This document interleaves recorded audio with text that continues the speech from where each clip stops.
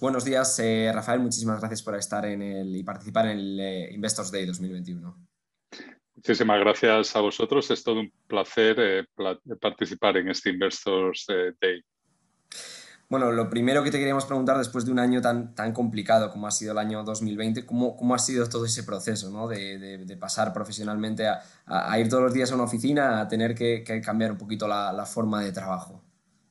Bueno, pues hombre, dentro de lo duro que ha sido, ¿no? Este año de pandemia, sobre todo los primeros meses que tuvimos que vivir confinados en nuestras casas, la verdad es que nosotros en BBVA Research somos o hemos sido afortunados porque llevábamos ya teletrabajando desde hace 10 años, ¿no? Por lo que la transición fue bastante fácil, ¿no? Como decía, para nosotros lo más duro fue el distanciamiento social, sobre todo en la primera ola, cuando el confinamiento pues, nos impuso una modalidad extrema de teletrabajo que no habíamos practicado nunca, porque hasta ahora lo que hacíamos era teletrabajar 2 o 3 días en casa, pero al menos pasar otros 2 o 3 días en la oficina, teniendo contacto con otros compañeros de trabajo, y ahora pasamos esas semanas tan duras a no tener ningún tipo de interrelación personal, ¿no?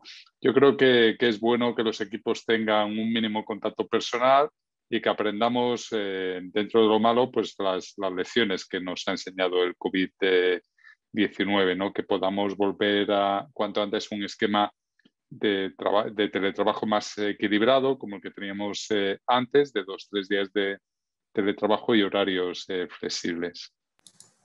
Genial. Y bueno, en su labor más principal, el hecho de elaborar todos esos análisis e informes que realiza sobre la economía, claro, ¿qué supone para un trabajo como ese tan meticuloso y de tanto estudio el hecho de que de repente pues, suceda lo que sucedió el año pasado y entiendo que un poco todo lo que es los escenarios con los que se trabajaban prácticamente hay que volver a empezar casi de cero con ellos, ¿no? Bueno, pues así fue, es decir, los escenarios que teníamos a principios del 2020 pues no servían para nada, ¿no? Vivíamos además una situación de incertidumbre extrema. Quiero recordar que cuando se inició el COVID no sabíamos cuál iba a ser la duración del periodo de confinamiento, la intensidad con la que el virus iba a afectar a la población y a la economía, la gradualidad en el levantamiento de restricciones, eso que empezamos a llamar el desconfinamiento, ¿no? Cómo iba a ser la apertura de los establecimientos comerciales, de otras empresas, la probabilidad de que volvieran nuevas olas como las que hemos tenido, una segunda, una tercera, y ahora pues los inicios en España o tentativamente de una cuarta. Luego también algo muy importante, es decir, que tampoco se estaban adoptando medidas por parte del Banco Central Europeo, de los principales bancos centrales, por parte de las instituciones europeas, por parte del gobierno español. Se iban adoptando medidas, era muy difícil cuantificar el impacto de esas medidas, pero también era muy difícil anticipar cuál iba a ser la duración de las mismas, si iban a aumentar su intensidad o no, ¿no? Entonces, claro, todos estos factores entrañaban una incertidumbre tan elevada que era muy difícil hacer un ejercicio de previsión con un mínimo de precisión, ¿no? Luego, post, lo que hemos visto es que lo que dijimos en el mes de marzo o abril, pues ha cumplido, ¿no? Pero yo creo que en parte ha tenido mucho que ver con la suerte, ¿no? Cualquiera de los escenarios hubiera podido ser posible, ¿no? Y afortunadamente, pues hemos tenido una recuperación en V, incompleta, asimétrica, ¿no? Pero por mucho de lo que dijimos se ha cumplido. Y además, en el caso concreto de España, pues una incertidumbre adicional es que no dejamos de ser una pequeña economía abierta dentro de una unión económica y monetaria. Por lo tanto, dependemos mucho de la recuperación de nuestros socios comerciales. Y también, como todavía estamos viendo, porque es una de las incertidumbres que tenemos de cara al verano, de las restricciones que hay para viajar, ¿no? Para todos esos millones de turistas que todos los años llegan a nuestro país durante la temporada de verano fundamentalmente, y que esperemos que este año pues se pueda ir normalizando gradualmente, aunque la recuperación desde luego pues distará mucho de ser completa todavía en ese sector. Mencionabas una palabra ahora mismo era la recuperación asimétrica, y es que efectivamente hemos visto como las distintas regiones han tomado velocidades totalmente distintas. En el caso particular de Asia, si miramos comportamientos como el de China, comportamientos luego en América como el de Estados Unidos, o dentro de Europa esa diferencia que ha habido también entre Reino Unido y el resto de países que se integran en la Unión Europea. ¿Qué factores consideras que han provocado que haya países que estén saliendo más rápido que otros? Bueno, yo creo que el fundamental ha sido, en primer lugar, cómo gestionaron la pandemia, ¿no? Mencionabas y decías muy bien, ¿no? El crecimiento de los países del sudeste asiático, ¿no? Liderados por China. Asia es un ejemplo de erradicación de la pandemia. Prácticamente ha tenido allí un comportamiento residual, y por lo tanto ellos han podido reactivar sus economías de una manera muy rápida, ¿no? Esa gestión, ese acierto en la gestión es el que nos ha faltado en otros países, fundamentalmente en Europa, ¿no? Aquí pues hemos tratado de convivir con el virus, y bueno, pues esto nos ha llevado a tener que durante varias veces a lo largo del último año afrontar olas con restricciones que han ido escalando en intensidad y que han ido pues llevando a la economía, deteriorando el comportamiento de la economía, ¿no? Llevando a la economía a terreno negativo, ¿no? En cualquier caso, yo creo que más allá de eso, la recuperación es un hecho en 2021. Yo creo que este es el mensaje principal para este año, y lo es porque más allá de cómo se haya gestionado la pandemia en el 2020, este 2021 va a venir marcado por la vacunación, ¿no? Tenemos la fortuna de haber desarrollado una vacunación muy rápidamente. Vemos también diferencias en esa campaña de vacunación que son muy significativas, como unos países prácticamente ya han alcanzado la inmunidad de grupo y otros todavía estamos muy lejos, pero la cuestión es que más tarde o más pronto todos vamos a llegar a una situación parecida, ¿no? Y por lo tanto yo creo que esto es lo que va a marcar esa recuperación en 2021, que como decías es muy heterogénea por países, y también me gustaría decir que muy heterogénea por sectores y por empresas, ¿no?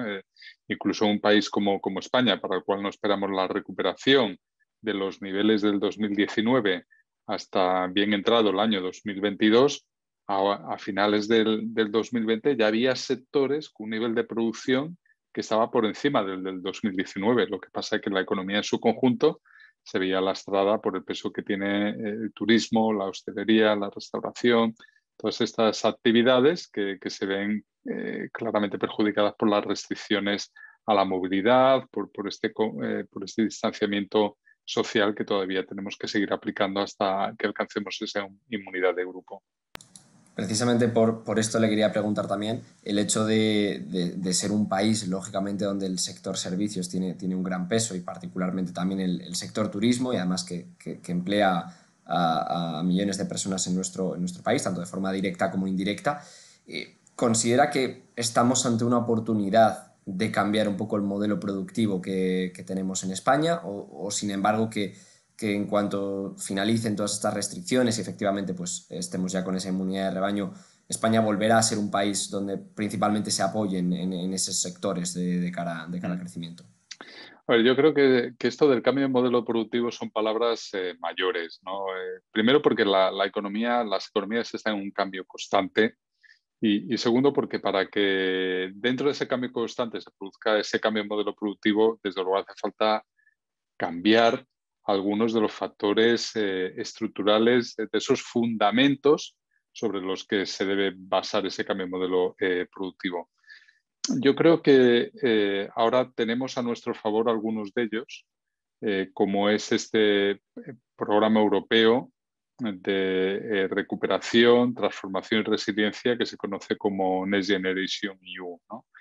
si lo aprovechamos bien y si lo hacemos con las reformas adecuadas, y esto es muy importante porque va a ser más relevante el cómo acompañemos estos fondos que vamos a recibir de Europa con las reformas adecuadas para resolver algunas de las debilidades crónicas y estructurales que tiene nuestra economía. Eso va a ser más importante que las propias ayudas en sí. Por lo tanto, ese efecto multiplicador es fundamental. Eso nos puede ayudar para transitar gradualmente en ese cambio de modelo productivo.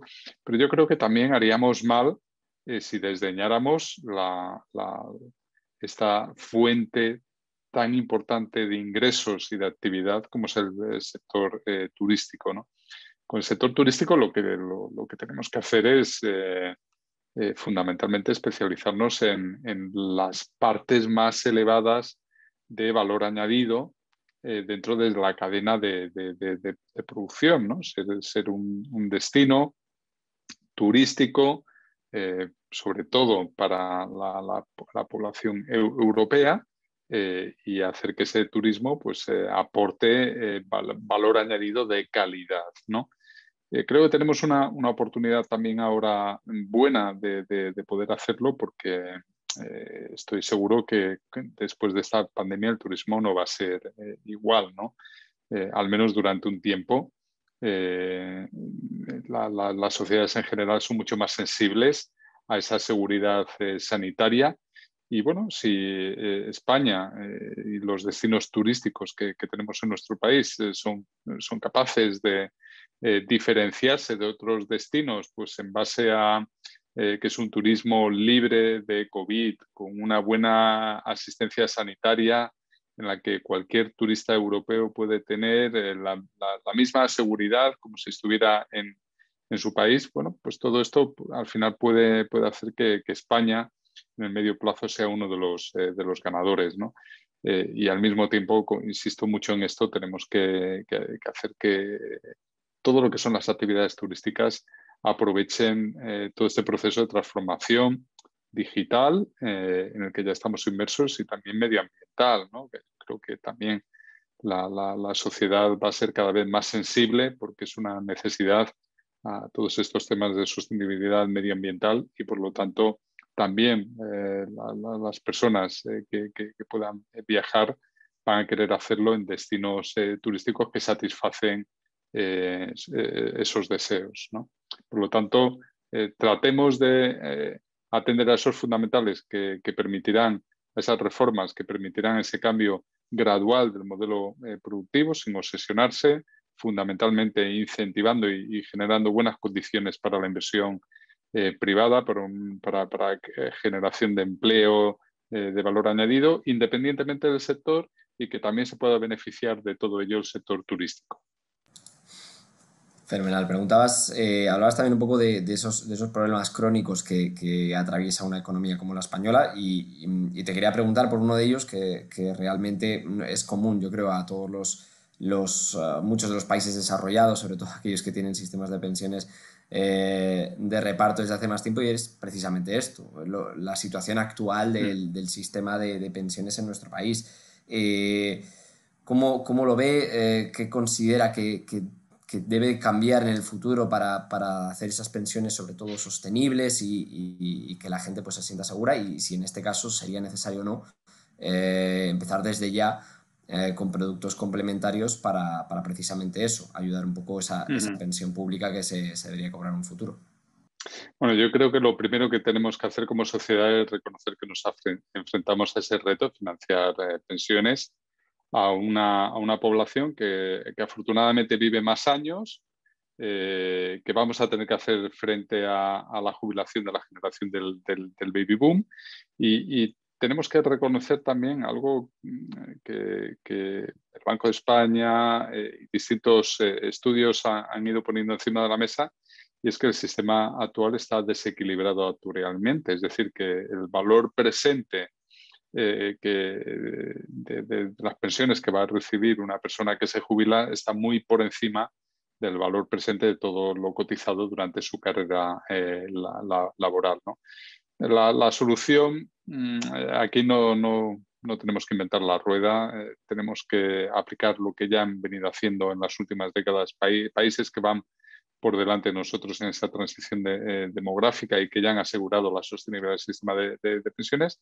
Pasa por ir aumentando la edad de jubilación conforme lo hace la esperanza de vida y por eliminar gradualmente ese desequilibrio actuarial y financiero del sistema de reparto. Y la mejor manera de hacerlo, como han hecho también otros países, otros miembros de la Unión Europea, es introduciendo lo que se denomina un sistema de reparto sobre la base de cuentas nocionales e individuales, ¿no? Que nos permitirán aumentar la contributividad, la equidad, la transparencia, la suficiencia, la eficiencia, eliminar incertidumbres, porque las personas van recibiendo información a lo largo de toda su carrera laboral de la pensión, de lo que han cotizado y de la pensión que se corresponde en términos de equilibrio actuarial con esa cotización que van haciendo, ¿no?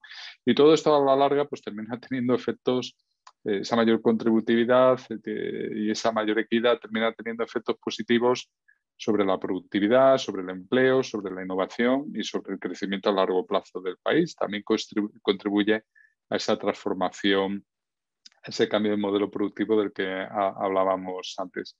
Y en la medida que, como hay que reconocer que si eliminamos gradualmente ese desequilibrio actuarial de nuestro sistema de pensiones, pues las pensiones obviamente van a ser en relación al último salario o en relación al salario medio, van a ser pensiones más bajas, lo cual no quiere decir que la pensión tenga que serlo en términos ni nominales ni en términos reales. Todo dependerá de la capacidad que tengamos como país de generar salarios más elevados. De lo que hablo es de la relación entre las pensiones y los salarios, y que serán más bajas. Lo que tenemos que hacer, por lo tanto, es complementar, ¿no?, lo que perdemos por ese lado con ahorro en lo que se conoce como segundo pilar, que es los planes de previsión de empresas, y tercer pilar, que es el ahorro de previsión a nivel individual, ¿no? ¿Y cómo hacerlo, ¿no? Bueno, pues también de nuevo, cómo fomentar esos dos pilares. De nuevo, aquí tampoco tenemos que inventar la rueda, lo que tenemos que hacer es mirar qué es lo que han hecho otros países que ya llevan esas reformas más avanzadas. A mí particularmente, en el caso del segundo pilar, me resulta muy atractivo lo que han hecho países como Suecia o como Reino Unido. Este programa que se conoce como NEST, ¿no?, en el que las empresas, los trabajadores van haciendo aportaciones. Yo creo que en el mundo en el que nos encontramos hoy, en el que como consecuencia de la transformación digital, los jóvenes los trabajadores del mañana van a ir rotando posiblemente cada vez más veces de unas empresas a otras, es muy importante asegurar la portabilidad, ¿no?, que haya una única cuenta en la que a lo largo de la carrera laboral las empresas y el trabajador vayan haciendo esas aportaciones mientras van trabajando. Y, por supuesto, luego en el tercer pilar, que es el ahorro voluntario, tenemos que exigir a nuestros gobernantes que haya neutralidad una neutralidad regulatoria y fiscal. ¿Y esto qué significa? Pues que cada persona a título individual tiene que ser en última instancia neutral entre invertir, tiene que dar lo mismo, invertir €1 adicional a su plan de ahorro individual o al plan de empleo, a esa cuenta en la que las empresas en las que va trabajando pues van haciendo sus aportaciones. Yo diría que esos son los elementos centrales de la reforma que deberíamos acometer para asegurar la sostenibilidad de las pensiones. Hablábamos de las pensiones como quizás un problema crónico de ciertos países desarrollados. Otro podría ser el elevado endeudamiento, ¿no? Hemos visto desde la salida de la crisis en 2008 cómo los bancos centrales principalmente han estado acometiendo medidas no solo convencionales, sino también no convencionales, y justamente en un momento en el cual se parecía que se iba a empezar a drenar todas esas ayudas de la economía europea, justo acaba de llegar la pandemia del COVID, que nos ha obligado a hacer un esfuerzo más en materia de ayudas. ¿Le preocupa los elevados números que están presentando muchos países de endeudamiento, como puede ser el caso, pues en el caso particular de España, en esos entornos ya superiores al 100% del PIB de otros países? ¿O considera, sin embargo, que el hecho de la inflación futura puede generar esas ayudas a los gobiernos para ir repagando la deuda? Yo creo que siempre nos tiene que preocupar cualquier desequilibrio potencial que pueda convertirse en un riesgo en un momento futuro. Y desde luego los elevados niveles de endeudamiento son uno de esos riesgos potenciales. Todo va a depender de cómo las economías avanzadas, entre ellas España, pues sean capaces de gestionar esos elevados niveles de deuda y cuánta confianza son capaces de transmitir a los mercados sobre su sostenibilidad. Tenemos el caso de una economía como Japón, que tiene más de un 200% de su Producto Interior Bruto de deuda pública y, sin embargo, pues no tiene problemas de sostenibilidad. Los mercados confían plenamente que este es un país que va a honrar las obligaciones de su deuda pública, ¿no? A ver, todo este aumento de gasto público, todas las políticas que hemos puesto en marcha, pues eran medidas necesarias para proteger el tejido productivo, para proteger la renta de los hogares, de los trabajadores, de las empresas, ¿no? Pero obviamente no son gratis y la consecuencia de todo ello pues es pues eso que hemos sabido en las últimas semanas, que el nivel de endeudamiento de la economía española pues ha pasado de representar el 95-96% del Producto Interior Bruto a pasar al 120% del Producto Interior Bruto. La sostenibilidad va a depender básicamente de dos factores, ¿no? El primero, que esos estímulos fiscales sigan financiando políticas temporales que no son recurrentes, que no dan lugar a un incremento del gasto recurrente permanente, ¿no? Que ese aumento del gasto, que estas políticas expansivas solo las vamos a mantener el tiempo que sean estrictamente necesarios y que por lo tanto son reversibles, ¿no? Y segundo, de cuál es esa eficiencia de las políticas fiscales y de su capacidad para aumentar el crecimiento del PIB y del empleo, ¿no? La inflación, ¿no? Es uno de los elementos, pero no es el único. En realidad lo que nos importa es el crecimiento nominal del Producto Interior Bruto. Nos importa tanto el crecimiento real como el crecimiento de los precios. Con crecimiento suficiente, ese nivel de endeudamiento sobre el Producto Interior Bruto puede disminuir de una manera gradual. Si estas dos condiciones se satisfacen, pues el aumento de la deuda pública debido a esta crisis no producirá un aumento permanente de la misma, no producirá un aumento de la prima de riesgo, ni tampoco será una losa para las futuras generaciones, pero en definitiva no vale cualquier política de gasto ni podemos caer en la complacencia con las reformas que deben acompañar a esas políticas de gasto, como comentaba antes.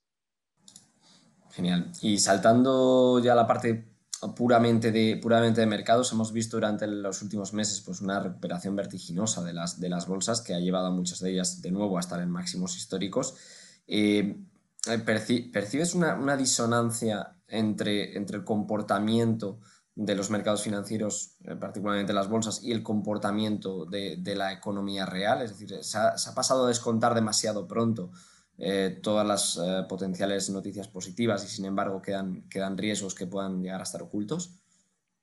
A ver, yo creo que no, en realidad no hay tal disonancia si pensamos que los mercados lo que reaccionan es a las expectativas de recuperación de la economía real. Y antes ya hemos comentado que esa recuperación es un hecho ya en muchas economías. Es cierto que hay mucha heterogeneidad, como comentábamos, pero también es cierto que algunos países y algunos sectores ya tienen una actividad que está por encima de la que tenían antes de la pandemia.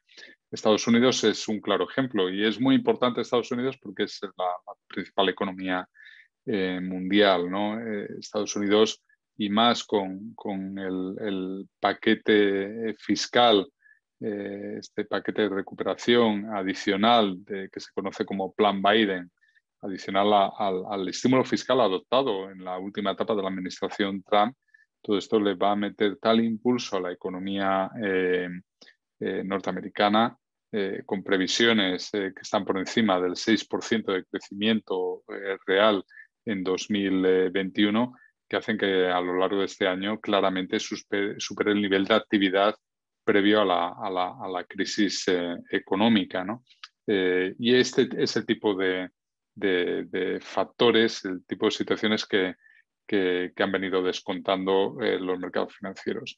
Y pongo de manifiesto uno que claramente lo vimos en el otoño, sobre todo en el mes de septiembre, en el mes de octubre, en la recuperación de los mercados bursátiles, como los anuncios de la efectividad de la vacuna, que se han desarrollado en un tiempo récord, y también, no menos importante, la mejora de los tratamientos sanitarios, cotizó claramente en los mercados porque se descontó esa recuperación en V. Y no solo eso, se descontaba también las políticas monetarias, las políticas fiscales tremendamente expansivas, el tiempo que fuera necesario para completar la recuperación, con unas tensiones financieras muy, muy reducidas, ¿no? Yo creo que esto es lo que los mercados financieros han puesto de manifiesto. Y ahora, más adelante, una vez que esa recuperación se complete, pues habrá que estar atentos a cómo cambia el tono, sobre todo la política monetaria, que va a ser la que reaccione más rápidamente. Desde luego no lo va a hacer este año, tampoco está previsto que lo haga en el 2022, pero bueno, para 2023 pues habrá que ver, ¿no? En qué medida la inflación está por encima de los objetivos de los bancos centrales, en qué medida las políticas monetarias empiezan a cambiar de tono y, por lo tanto, cómo todo esto repercute en esa valoración de los mercados bursátiles que por el momento se han beneficiado de todos estos factores que mencionaba anteriormente. Genial. Y ya para finalizar, aunque ya nos ha respondido en parte, un poco cuál es su previsión para lo que son los próximos trimestres de la economía española y para todas esas personas que están un poco pues, lanzándose al mercado, algunos por primera vez, un poco qué consejo le daría a un inversor, si es que tuviese paciencia, si es que tuviese largo plazo, un poco qué le gustaría recomendar o qué le gustaría comentar a todos esos inversores que nos están viendo hoy. Yo creo que el crecimiento de los próximos meses en las principales economías y por supuesto también en España va a depender de los siguientes factores. En primer lugar, de cuán rápidamente avancemos con la campaña de vacunación. Y esto, para un país como España, no solo depende de cómo lo hagamos nosotros con nuestra campaña, sino también de cómo lo hagan los países europeos, de los que provienen millones de turistas que normalmente nos visitan todos los años. Va a depender también en Estados Unidos de cómo se utilicen todos estos estímulos fiscales. En Europa también los hay. El más importante ahora para los próximos años, para este y para los siguientes, es este Fondo Europeo de Recuperación, Transformación y Resiliencia, Next Generation EU. Va a depender de países como España las reformas que se lleven a cabo para aumentar la productividad, el empleo, el crecimiento potencial. Esto es, en definitiva, lo que a medio y largo plazo va a asegurar también la sostenibilidad de esa deuda pública de la que hablábamos antes, de los recursos que podamos disponer también para ir mejorando gradualmente nuestro sistema de pensiones. Con todo esto, pues las previsiones que tenemos para este año, sujeto a las incertidumbres existentes, es que Estados Unidos crecerá por encima del 6%, con un estímulo fiscal muy fuerte. En Europa se crecerá por encima del 4%. Europa va lastrada en términos de recuperación porque el final del 2020 y el inicio del 2021 pues no ha sido bueno como consecuencia de la situación sanitaria, y para España pues esperamos una recuperación en el entorno del 5,5% de crecimiento del Producto Interior Bruto, una economía que va a ir claramente de menos a más, ¿no? Nosotros tenemos una previsión de crecimiento negativo en el primer trimestre, pero claramente con una aceleración conforme vaya avanzando la campaña de vacunación, ¿no? ¿Y qué consejo dar? Bueno, pues con toda humildad, ¿no? Porque yo creo que los inversores, en función de su perfil de riesgo, esto lo saben igual o mejor que yo, pues por supuesto, ¿no? Que en función de ese perfil que tienen, diversifiquen, inviertan a largo plazo, ¿no? Que sean pacientes, ¿no? Lo hemos visto durante la pandemia. Nosotros, desde BVA Research, lo dijimos al principio de la pandemia, que había que ser pacientes. Un inversor que hubiera vendido, ¿no? Sus activos en el momento en el que las bolsas se estaban desplomando, pues hubiera perdido toda la recuperación posterior de esos mercados bursátiles, ¿no? Por lo tanto, ser paciente, no moverse en función de los animales spirits del mercado. Y sobre todo, también, ¿no? Aparte de ese optimismo, ¿no? Que en muchas ocasiones tiene que acompañar a los inversores, que no dejan de ser de alguna manera emprendedores, que están apostando por el futuro, pero al mismo tiempo ser cautos, ¿no? Tener siempre un plan B de qué hacer si el escenario de riesgo se materializa. Y siempre hay un escenario de riesgo, incluso de fenómenos que no conocemos, como era este de la pandemia, que bueno, sabemos que esto viene ocurriendo de cuando en cuando. Ya tuvimos un primer aviso con el SARS en 2003. Sabríamos que esto llegaría en algún momento, llegó.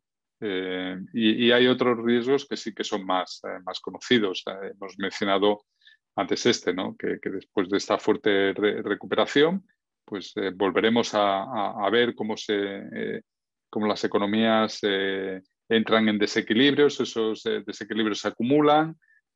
Para limpiarlos, para purgarlos, hay que atravesar una recesión, o los bancos centrales tienen que subir los tipos de interés para si la inflación excede sus objetivos, etcétera. Es decir, que tengan siempre una estrategia de salida que tengan un plan B ante la materialización de todos esos riesgos que tarde o temprano, aunque no los conozcamos, pueden ocurrir.